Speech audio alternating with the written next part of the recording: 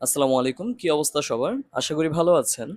আজকের এই ক্লাসে আমরা আমাদের কেমিস্ট্রিতে ফার্স্ট পেপারের মধ্যে থাকা দ্বিতীয় অধ্যায়, যেটা হচ্ছে গুণগত রসায়ন, এইটার প্রথম লেকচারটা নিতে যাচ্ছে। তো এই লেকচারে আমরা কি পড়ব? আমরা পরমাণুর গঠন, বিভিন্ন ধরনের মডেল এবং আলফা কণা বিচ্ছুরণ পরীক্ষা, যেটা রাদারফোর্ডের মডেল থেকে এসেছিল, এটা আমরা আজকে দেখার চেষ্টা করব। তো চলেন শুরু করা যাক। সবার প্রথমে পরমাণুর গঠন এবং ঐতিহাসিক মডেল সমূহ।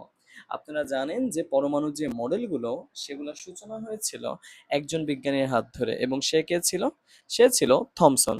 1898 সালে থমসনের প্লাম পুডিং মডেল, যাকে আমরা কিশমিশ পুডিং মডেল নামেও ডাকি, এবং এটাকে মাঝে মধ্যে বিজ্ঞানীরা তরমুজ মডেল নামেও ডেকে থাকে। তার মানে তরমুজ মডেল। এখন আপনাদের জানা আছে যে এই মডেলটার পরপর চলে এসেছিল রাদারফোর্ডের মডেল, এবং সেটা কত সালে? 1911 সালে। এখানে সালটা গুরুত্বপূর্ণ। রাদারফোর্ডের মডেলটা মোটামুটি রাদারফোর্ড তার মডেলটাকে সবগুলা প্যাটার্ন একটু সৌরজগতের সাথে মিল রেখে আমাদেরকে এক্সপ্লেন করেছিলেন। তাই আমরা একে সৌরজগতের মডেল বলবো বা সৌর মডেল বলবো। ইংরেজিতে হবে সোলার সিস্টেম মডেল। বুঝতে পেরেছেন আশা করি। বোর পরমাণু মডেলটা সবচেয়ে গুরুত্বপূর্ণ, কারণ এখানে কোয়ান্টাম মেকানিক্স ইউজ করা হয়েছে। তার মানে মেইন কথা, কোয়ান্টাম মডেল হচ্ছে আমাদের বোর মডেলটা। এবং এখানে কিছু স্থায়ী কক্ষপথের কথাও সে তুলে ধরেছিলেন। আচ্ছা, এবং এছাড়াও এখানে কি করা যায়? ইলেকট্রনের অবস্থান নির্ণয় এবং অন্যান্য বেশ কিছু বর্ণালীর হিসাব নিকাশ এই মডেল থেকে পাওয়া যায়। মনে রাখবেন, 1913 সালে উনি তার এই মডেলটা প্রদান করেন, এবং এর জন্য সে নোবেল পুরস্কারও পেয়েছিলেন। নোবেল পুরস্কার পেয়েছিলেন। আজকের এই ক্লাসে আমরা পড়ব থমসন এবং রাদারফোর্ডের মডেল, এবং পরবর্তী ক্লাসে বোরের মডেলটাকে দেখার চেষ্টা করব। তো চলুন শুরু করা যাক।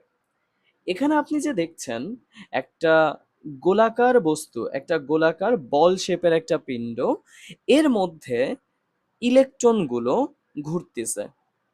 তার মানে এই যে ইলেকট্রনগুলো কোথায় অবস্থান করে? এই গোলাকার বল স্বরূপ জিনিসটার মধ্যে অবস্থান করে।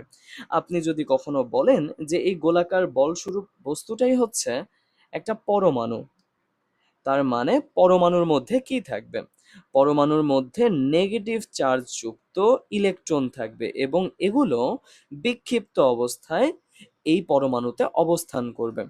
তার মানে ইলেকট্রন কি হয়? ইলেকট্রন বিক্ষিপ্ত অবস্থায় পরমাণুতে অবস্থান করে। এই যে আমরা বিক্ষিপ্ত অবস্থায় ইলেকট্রনগুলোকে পেলাম, এর বাইরে আপনি যেই কমলা রঙের অংশটা দেখতেছেন, রিয়েল লাইফে এটা কমলা কালার থাকে না, জাস্ট এখানে এক্সপ্লেন করার জন্য দেখানো হয়েছে। এই কমলা রঙের যে সাবস্টেন্সটা দেখতেছেন, এগুলা হচ্ছে আমাদের পজিটিভ চার্জ। তার মানে ইলেকট্রন যদি নেগেটিভলি চার্জ থাকে, তাহলে বাকি অংশটা, এই পুরাটাই কি হবে? পজিটিভলি চার্জড অংশ হবে। আচ্ছা, তো আপনি এ পর্যন্ত বুঝলেন।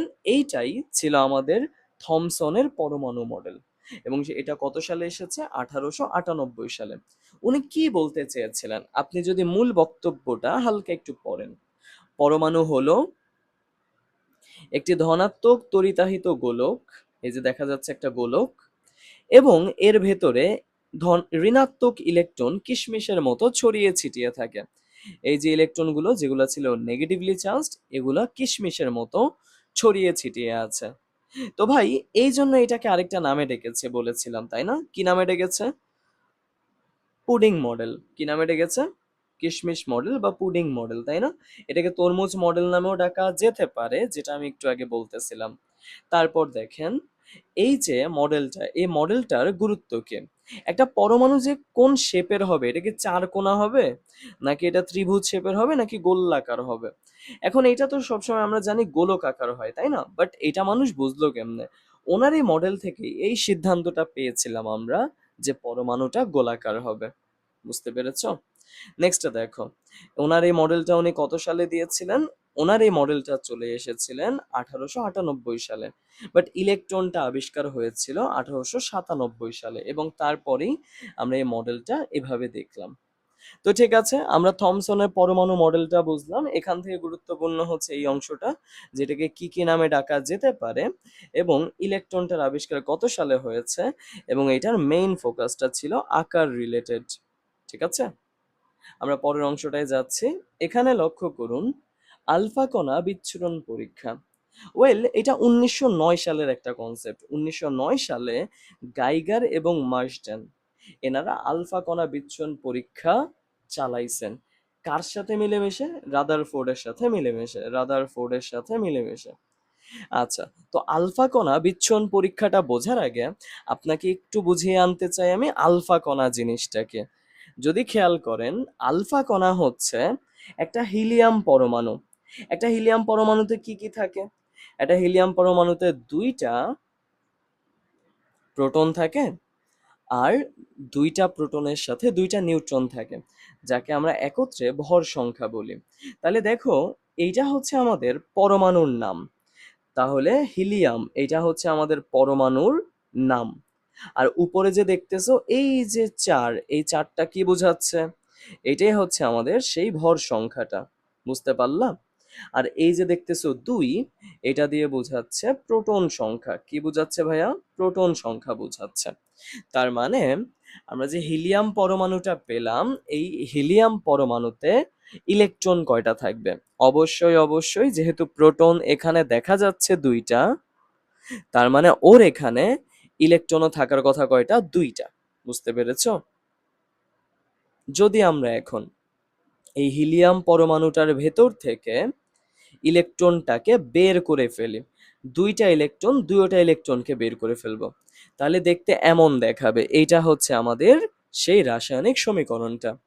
আপনারা কি লক্ষ্য করলেন যে এই যে দুইটি ইলেকট্রন বের হয়ে গেল, আর তার কারণে আমরা এখানে কি পেলাম? এখানে পেলাম একটা ধনাত্মক চার্জ যুক্ত, এই যে দেখুন, ধনাত্মক চার্জ যুক্ত, ধনাত্মক চার্জ, তাই না? তাহলে এইখানে ধনাত্মক চার্জ যুক্ত হিলিয়ামের নিউক্লিয়াসটাকে আমরা কি বলবো? আলফা কণা বলবো। এইটাই হচ্ছে আমাদের ওই হিলিয়ামের নিউক্লিয়াসটা। বুঝতে পেরেছো? এই জন্যই পাশে বলা হচ্ছিল দ্বিধনাত্মক হিলিয়াম নিউক্লিয়াস হচ্ছে আলফা কণা। দ্বিধনাত্মক হিলিয়ামের নিউক্লিয়াসটাই কি ভাই? আলফা কণা। বুঝলে আশা করি। এবার দেখো, আমরা যদি এখানে দেখি যে ইলেকট্রন বিহীন এই যে কণাটা, এটা কিন্তু ইলেকট্রনের চেয়ে 7,000 গুণ বেশি ভারী। বুঝতে পারলাম? তার মানে তোমাকে যখন বলতেছে যে একটা আলফা কণা কতটুকু ওজন বিশিষ্ট হবে, তা আমরা বলবো আলফা এর ওজন, আলফা কণা এর ওজন, বা ওজন বলাটা উচিত না, ভর বলি চলো। ভর হচ্ছে ইলেকট্রনের ভর যেটা হবে তার সাথে 7,000 গুণ করলে যা পাবো সেটা। এটা একটা গুরুত্বপূর্ণ লাইন, পরীক্ষা এমসিকিউতে আসে। আর তোমরা জিজ্ঞেস করতে পারো যে ভাইয়া ইলেকট্রনের ভর কত? ভাই, ইলেকট্রনের ভর হচ্ছে 6.693 বা 4 ইন্টু 10⁻⁻27 কেজি। এই ভ্যালুটার সাথে জাস্ট হচ্ছে 7,000 গুণ করো, যা পাবা সেটাই হচ্ছে আলফা পরমাণুর ভর, আলফা কণার ভর। আলফা পরমাণু বলা উচিত না, ভর আলফা কণা বলবা। ঠিক আছে, এরপরে আসো। এই যে আলফা কণা বিচ্ছুরণ পরীক্ষাটা করা হয়, এখানে কি কি জিনিসপত্র লাগে? অনেক কিছু লাগে। তার মধ্যে একটা কি জানো? তার মধ্যে একটা হচ্ছে আমার একটা সার্টেন পুরুত্বের একটা পাত লাগে। একটা সার্টেন পুরুত্বের কি লাগবে ভাইয়া? একটা পাত লাগবে। আমরা এই জিনিসটা একটু বোঝার চেষ্টা করব, ঠিক আছে? আমরা এই জিনিসটা একটু, হ্যাঁ, বোঝার চেষ্টা করব। তো চলো একটু বোঝা যাক। এক সেকেন্ড।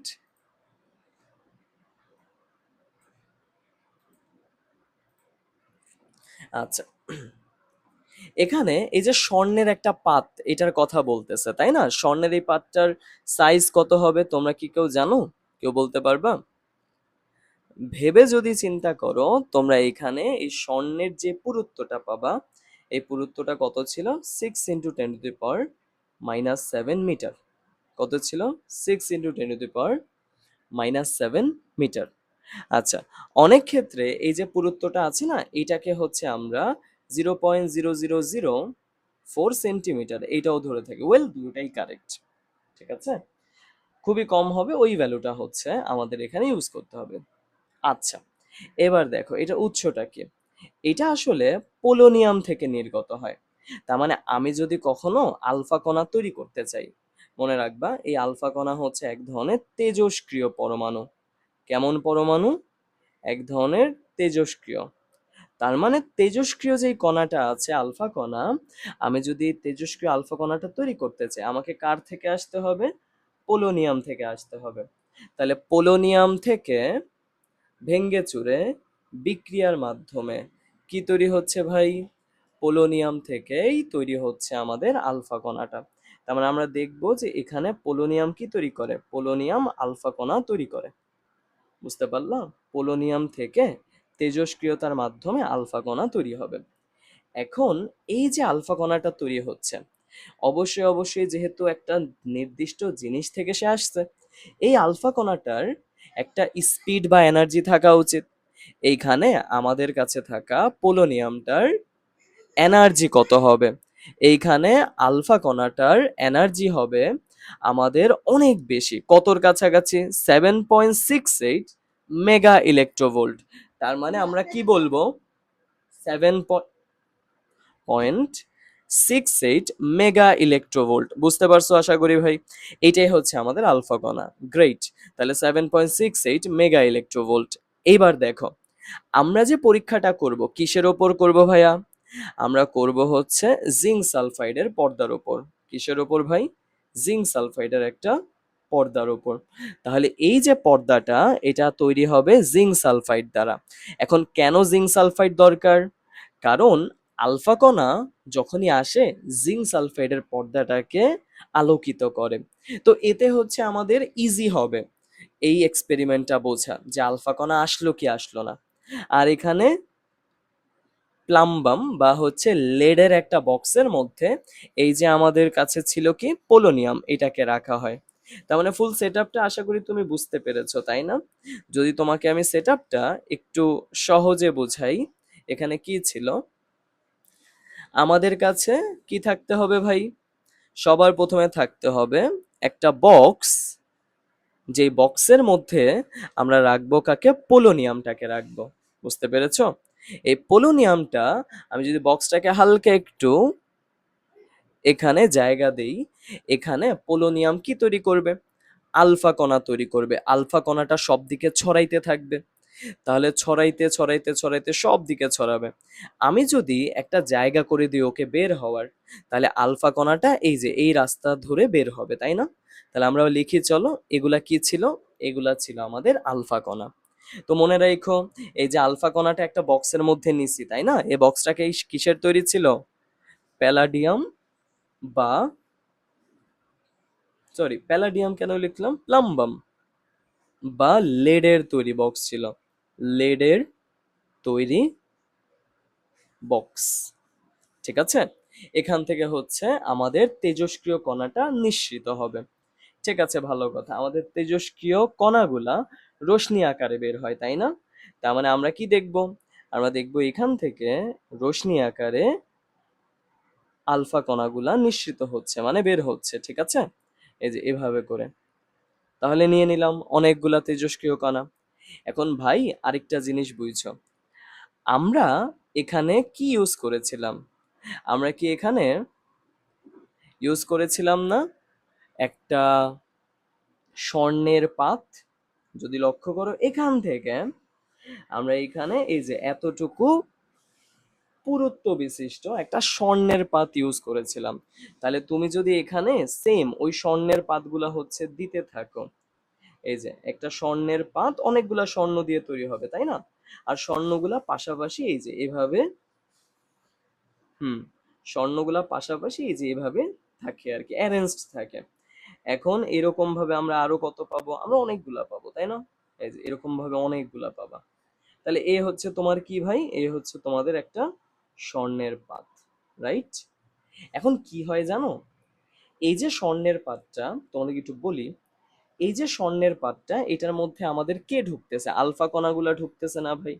এক কাজ করা যাক, আলফা কণাগুলাকে একটা ভিন্ন কালি দ্বারা প্রকাশ করি আমরা, চলো এটা স্টাইলটা চেঞ্জ করে রংটাকে আমরা একটু ব্লু কালার করি।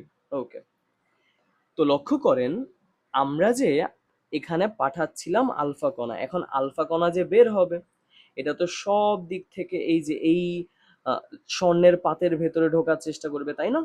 অবশ্যই চেষ্টা করবে।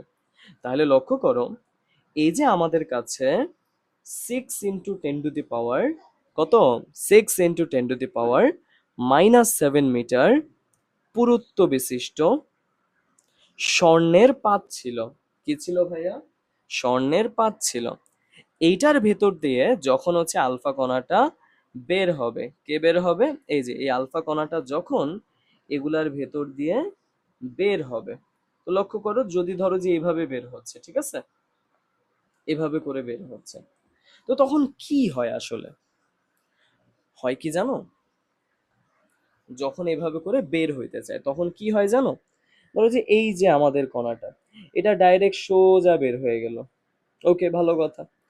এই যে দেখতেছো এইটাও ধরো যে ডাইরেক্ট সোজা বের হয়ে গেছে। এই যে দেখতেছো এটাও ধরো যে ডাইরেক্ট সোজা বের হয়ে গেছে। এখানে এটা এখানে আসার সাথে সাথে কি হলো জানো? এটা ঠুস করে এই সাইডে রাস্তা দিয়ে বের হয়ে গেল। আবার এখান দিয়ে হচ্ছে আরেকটা পরমাণু আইসা এরকম হতে পারে যে এই যে এভাবে যাচ্ছিল, সেইভাবে করে আইসা হচ্ছে এভাবে বের হয়ে গেল। এখন ভাই হচ্ছেটা কি, কাহিনীটা কি? নিচের গুলাকে একটু ড্র করি তাহলে। এই যে এভাবে যাচ্ছিল যাচ্ছিল, সে সোজা বের হয়ে গেছে, যাচ্ছিল যাচ্ছিল, সোজা বের হয়ে গেছে। কিছু কিছু কণা এমন হয়েছে যে সোজা যায়া যায়া যায়া যায়া আবার সে উল্টা ফেরত পিছনের দিকে ব্যাক করছে। এই যে উল্টা ফেরত পিছনের দিকে সে আবার ব্যাক করছে, এমনও হইতে পারে। তাহলে ভাই এখানে অনেকগুলা ঘটনা ঘটতেছে, একটু ঘটনাগুলা বুঝো।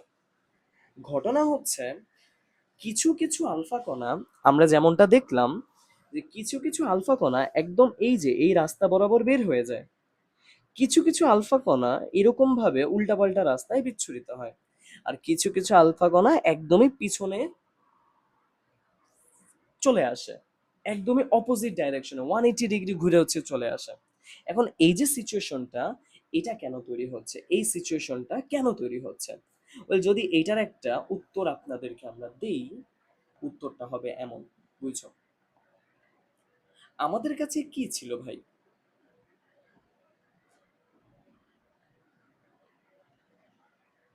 আমাদের কাছে ছিল জিঙ্ক সালফাইডের একটা পর্দা। এই হচ্ছে আমাদের ওই জিঙ্ক সালফাইডের পর্দাটা, ঠিক আছে? তাহলে কি ভাই, এটা হচ্ছে জিঙ্ক সালফাইডের পর্দা, জিঙ্ক সালফাইড পর্দা। তো বুঝেন, আপনি সবার প্রথমে কি করলেন? আলফা কণাগুলোকে পাস করলেন। এই যে পরমাণুটা আছে, এই পরমাণুর ম্যাক্সিমাম জায়গা কিন্তু ফাঁকা। এই যে এগুলো কিন্তু ফাঁকা জায়গা ভাই।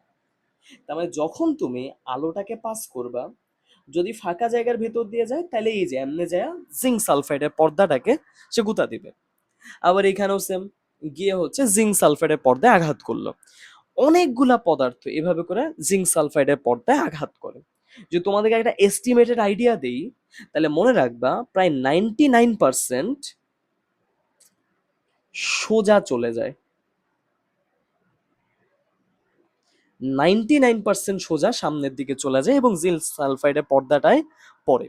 এখন মনে রাখো জিঙ্ক সালফাইডের পর্দায় এই যে এই জায়গাটায় যখন তোমার এই কণাগুলা পড়তেছে ভাই, এই জায়গাটা কিছুটা আলোকিত হয় এবং এটা দ্বারাই সিদ্ধান্ত নেওয়া যায় যে পরমাণুর ভেতরের ম্যাক্সিমাম জায়গা হচ্ছে ফাঁকা।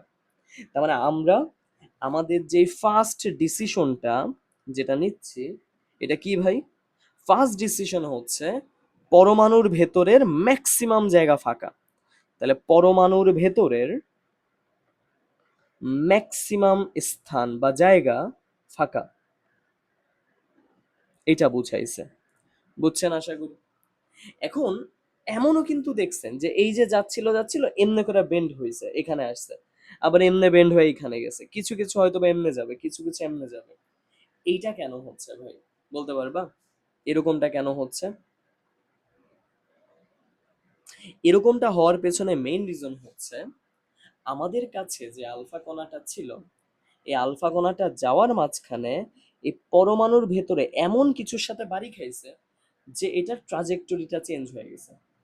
তাহলে একটু বুঝছো, এই পরমাণুর ভেতরে নিশ্চিত এমন কিছু আছে যেটার সাথে বাড়ি খাওয়ার সাথে সাথে এটা কি হয়েছে, এর ট্রাজেক্টরি চেঞ্জ করে একটা ভিন্ন রাস্তা দিয়ে হচ্ছে আসলো। তার মানে এই যে ভিন্ন রাস্তায় সে চলে আসতেছে, এই যে চেঞ্জ হয়েছে, ওর দিক চেঞ্জ হয়েছে। এই দিক চেঞ্জটা কেন হবে বা কখন হবে? তখনই হবে যখন সে কিছু একটার সাথে বাড়ি খাইতেছে। তার মানে বুঝছো, এইটা একটু এক্সপ্লেন করে দিচ্ছি তোমাদেরকে, যে পরমাণুর ভেতরে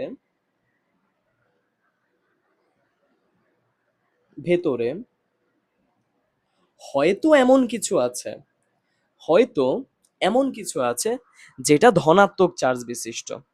আমাদের আলফা কণাও ছিল ধনাত্মক চার্জ বিশিষ্ট, এবং একটা আরেকটাকে কি করছে, বিকর্ষণ করছে। বুঝতে পারলাম? তাহলে বলবো কি, পরমাণুর ভেতরে হয়তো ধনাত্মক চার্জ বিশিষ্ট কিছু আছে। এখন এই যে ধনাত্মক চার্জ বিশিষ্ট কিছু আছে, এইটাকে আমরা নিউক্লিয়াস নামে ডাকবো।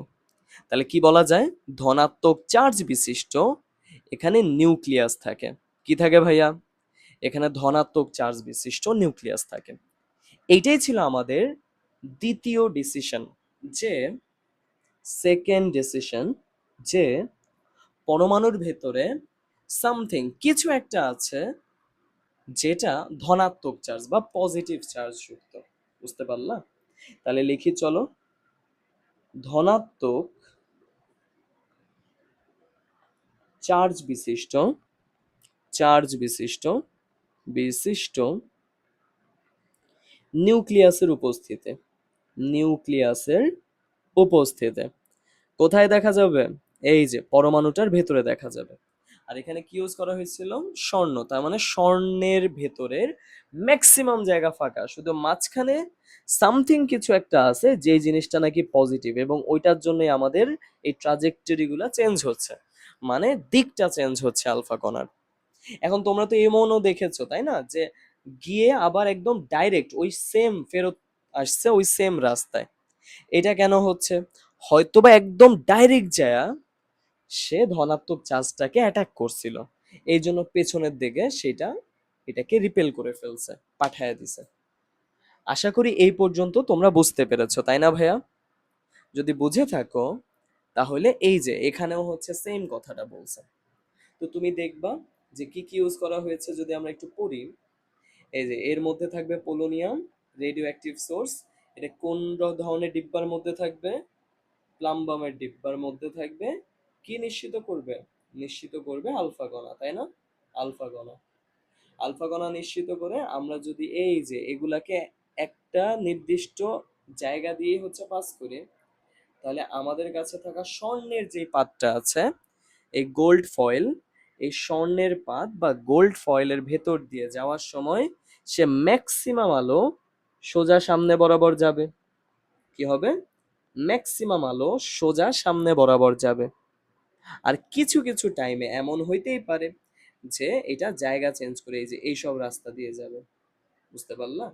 এই যে ভিন্ন ভিন্ন রাস্তায় যাচ্ছে, আবার কিছু কিছু একদম সোজা যাচ্ছে, কিছু কিছু একদম ডাইরেক্টলি পেছনের দিকে আসবে।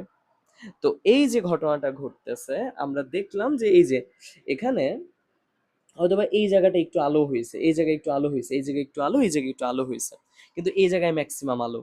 তো বুঝতে হবে যে ম্যাক্সিমাম আইসা এই জিঙ্ক সালফাইডের পর্দার এখানে আইসা লাগছে, এখানে লাগছে কম, এখানে লাগছে কম, এখানে লাগছে কম, এখানে লাগছে কম, পরিমাণে লাগছে কম আর কি এখানে। বুঝলাম? এই জিনিসটা আমরা এখানে পড়ছিলাম, যে লেড ব্লক থেকে তীব্র গতি সম্পন্ন আলফা কণা নির্গত হয়ে স্বর্ণপাতে আঘাত করে। স্বর্ণপাত ভেদ করে চলে যাওয়া কণাগুলা পিছনের জিঙ্ক সালফাইড পর্দায় আলোকছটা তৈরি করে। বুঝলা? আলোকছটা মানে এই যে এই পর্দাগুলোর মধ্যে যে আলো আলো তৈরি করে, আলোকছটা। ঠিক আছে, এটা একটা নাম আছে ইংরেজিতে, স্কিনটিলেশন। এন্ড তারপর কি আসে, পর্দার কোন স্থানে কণাটা আঘাত করেছে তা পর্যবেক্ষণ করলে পরমাণুর ভেতরের গঠন সম্পর্কে আমাদের আইডিয়া হয়ে যাবে, যেটা আমরা করেছি এখানে, তাই না ভাই? আমরা এখানে বুঝেছিলাম যে কিভাবে কি হয়। পরের অংশটায় আসা যাক।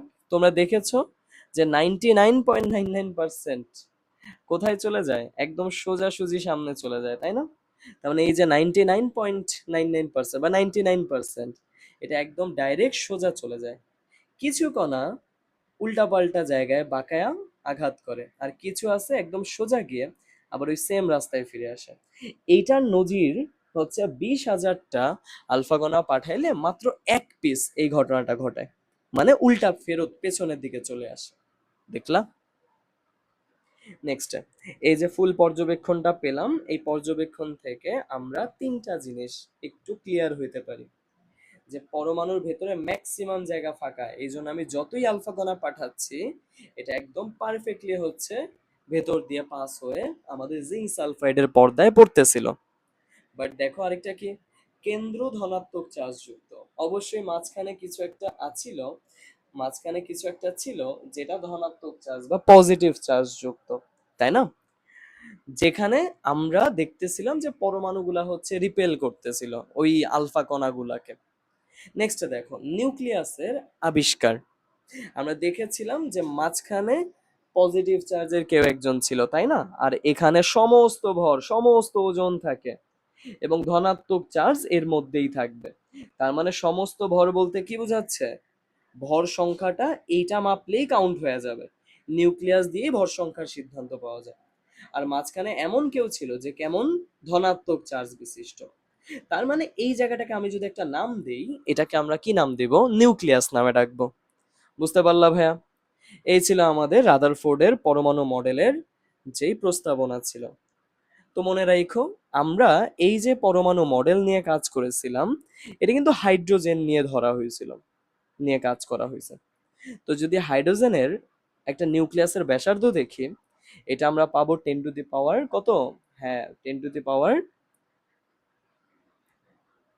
দেখলাম কত, ওকে, 10 টু দি পাওয়ার -14 মিটার। আর যদি পরমাণুর ব্যাসার্ধ বলে তাহলে কি বলবা? 10 টু দি পাওয়ার -10। নিউক্লিয়াস আর পরমাণু দুইটার মধ্যে আমরা কি দেখব? পরমাণুর সাইজটা বেশি। এখানে যেটা হচ্ছিল 10 to the power -10 is greater than 10 to the power -14। আর এটা কি ছিল? এটা ছিল পরমাণুর আকারটা। আর এটা কি ছিল? এটা ছিল সেই যে পরমাণুটার নিউক্লিয়াস আছে তার ব্যাসার্ধ। তার মানে বলা যায় এই হচ্ছে আমাদের নিউক্লিয়াস যদি হয়, এর আশেপাশে যেই ঘরগুলো আমরা পাবো সেগুলো হচ্ছে শক্তি স্তর। এইগুলাকে নিয়ে আমরা যা পাচ্ছি, হ্যাঁ, এগুলাকে নিয়ে আমরা যা পাচ্ছি, এই টোটাল ডিস্টেন্সটা হচ্ছে আপনার, হুম, এই টোটাল ডিস্টেন্সটা হচ্ছে আপনার পরমাণুর ব্যাসার্ধ।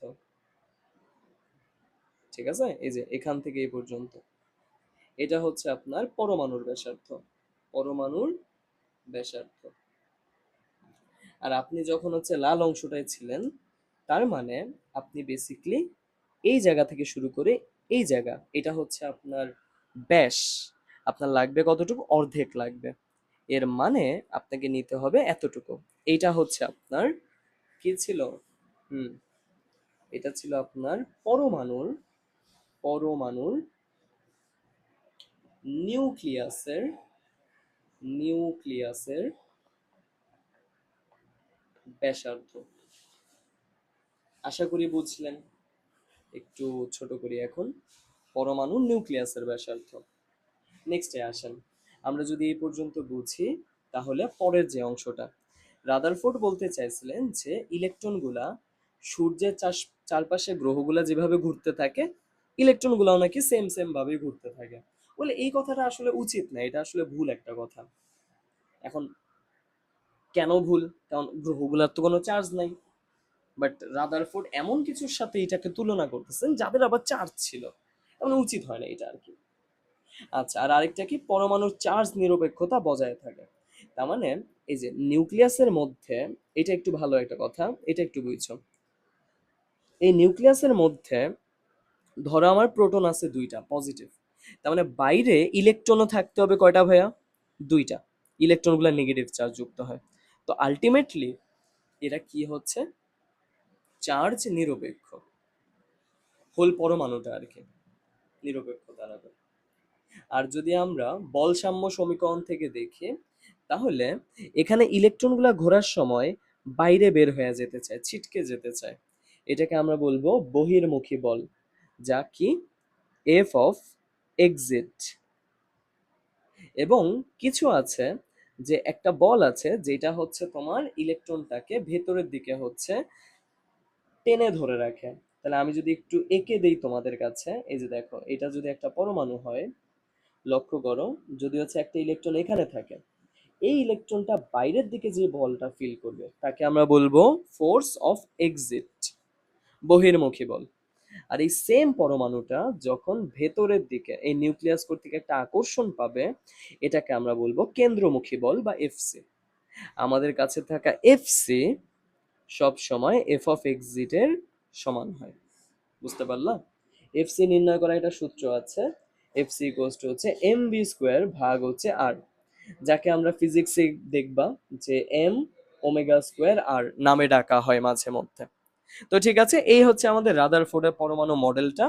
রাদারফোর্ডের পরমাণু মডেলটার ভালো ভালো কিছু দিকও ছিল, কিছু খারাপ খারাপ দিকও ছিল। যদি ভালো দিকগুলা বলি, সেটা হচ্ছে আমাদের নিউক্লিয়াসের একটা নির্দিষ্ট ভর আছে, তাই না? পরমাণুর একটা নির্দিষ্ট ভর আছে। ওই ভর সম্পর্কে প্রথম আইডিয়াটা এই মডেল থেকেই পাওয়া যায়। আবার দেখো, এখানে এটা 3D স্ট্রাকচারটা সম্পর্কে আইডিয়া পাওয়া যায়, যে ইলেকট্রনগুলো যে ঘুরতেছে কোথায় কিভাবে আছে। 3D কেন বলতেছে? কারণ এইখানে আমরা গোলক আকারের একটা নিউক্লিয়াস পাচ্ছি, গোলক আকারের একটা পরমাণু পাচ্ছি। এরপরে পরমাণুর চার্জ নিরপেক্ষতা নিখুঁতভাবে ব্যাখ্যা করে। ভাই, পরমাণুর যে চার্জ আছে, পরমাণুর যে পজিটিভ নেগেটিভ চার্জ এগুলার মধ্যে যে থাকে, প্রোটন ইলেকট্রন যে থাকে, এগুলার কনসেপ্টটা হচ্ছে সর্বপ্রথম এই রাদারফোর্ডের মডেল থেকে পাওয়া যায়। তো তাই ভাই আমরা কি বলি, তাই আমরা বলি যে এটা মোটামুটি ধরা যায় যে ইটস গুড এনাফ মডেল আর কি। এখন সীমাবদ্ধতা, কিছু প্রবলেম আছে। তো প্রবলেমগুলোর মধ্যে সবচেয়ে বড় প্রবলেম যেটা, সেটা হচ্ছে ইনি বর্ণালী সম্পর্কে কোনো আইডিয়া দেয় নেই, যে পরমাণু কেন কালার দেখায়, কালার শো করে, এগুলার তো কোনো কনসেপ্টই নেই। রং নিয়ে কিছু পড়ছি আমরা? আবার ম্যাক্সওয়েলের তড়িৎ চৌম্বকীয় তত্ত্ব অনুসারে ইলেকট্রন নিউক্লিয়াসে যদি পতিত হয়, এনার্জি ছাইরা টাইরা দিয়া, এই যে ধরো কেউ একজন ইলেকট্রন, কোন একটা ইলেকট্রন এই রাস্তা দিয়ে ঘুরতেছে, এই যে এখানে ঘুরতেছে, এখন এইটা তো ইলেকট্রন এনার্জি ছাইরা টাইরা দিয়া আস্তে আস্তে আস্তে আস্তে নিউক্লিয়াসে চলে আসার কথা। নিউক্লিয়াসে নাকি আবার পজিটিভ কেউ আছে। ইলেকট্রন যদি কখনো পজিটিভ কারোর সাথে অ্যাটাচড হয়, তাহলে ওইটা নন এক্সিস্টিং, নন এক্সিস্টিং সাবস্টেন্সে কনভার্ট হয়। এখন তুমি কি এই পৃথিবীতে দেখো যে তোমার বন্ধু, তোমার একটা বন্ধু আছে এবং সে হচ্ছে হঠাৎ করে নাই হয়ে গেছে? এরকম তো হয় না, তাই না? তোমার চোখের সামনে ঠুস করে ও হাওয়া গায়েব, এটা তো হচ্ছে না। তো আলটিমেটলি এইটাই কথা, যে আমাদের শরীর, সবার শরীর কি দিয়ে তৈরি? পরমাণু দিয়ে তৈরি। এখন পরমাণু তো এমনি করেই হঠাৎ করে উধাও হয়ে যায় না। এই যে নন এক্সিস্টিং সাবস্টেন্স, তার মানে হঠাৎ করে উধাও হয়ে গেছে, উধাও হয়ে গেছে, এটা তো হয় না। এটাই বুঝাইছে যে ম্যাক্সওয়েল বুঝাইতে চায় যে যে কোনো কিছু ঘোরার সময় এনার্জি ছাড়ে, এবং এখানে যেহেতু ইলেকট্রন গুলা নিউক্লিয়াসকে সেন্টারে রেখা ঘুরে, নিউক্লিয়াসকে সেন্টারে রেখা ঘুরে, তার মানে এদেরও তো এনার্জি একদমই নষ্ট হয়ে নিউক্লিয়াসে পড়ে যাওয়ার কথা। তো পজিটিভ নেগেটিভ মিলে গেলে কি হবে? এটা বুম, নাই হয়ে যাবে। বাট হয়তো না। কেন হয় না, এটার কোনো এক্সপ্লেনেশন রাদারফোর্ড তখন দিতে পারে না। আর আরেকটা জিনিস যেটা বললাম, যে সৌরজগতের মডেলের সাথে এটাকে তুলনা করা উচিত না, কারণ ওখানে তো গ্রহগুলার চার্জ নাই, বাট ইলেকট্রন এগুলার তো চার্জ আছে। আশা করি বুঝতে পারছো। কারো কোনো প্রশ্ন থাকলে তোমরা তোমাদের কমেন্ট বক্সে হচ্ছে আস্ক করতে পারো। তোমরা এখানে যেই ফেসবুক গ্রুপটা দেখতেছো, এখানে জাস্ট ক্লিক করলেই যে কোনো ধরনের প্রশ্ন তোমাদের আছে আমাকে ডিরেক্টলি হচ্ছে করতে পারবা। তো ধন্যবাদ তোমাদেরকে। আজকে ক্লাস এতটুকুই ছিল। তো এই হচ্ছে আমাদের ওই ফেসবুক গ্রুপটা, যেখানে তোমরা চাইলে তোমাদের যদি কোনো প্রশ্ন থাকে সেটা আমাকে করতে পারো। তো থ্যাংক ইউ সবাইকে। আমরা নেক্সট ক্লাসে হচ্ছে বোরের পরমাণু মডেল নিয়ে পড়াশোনা করব। ধন্যবাদ।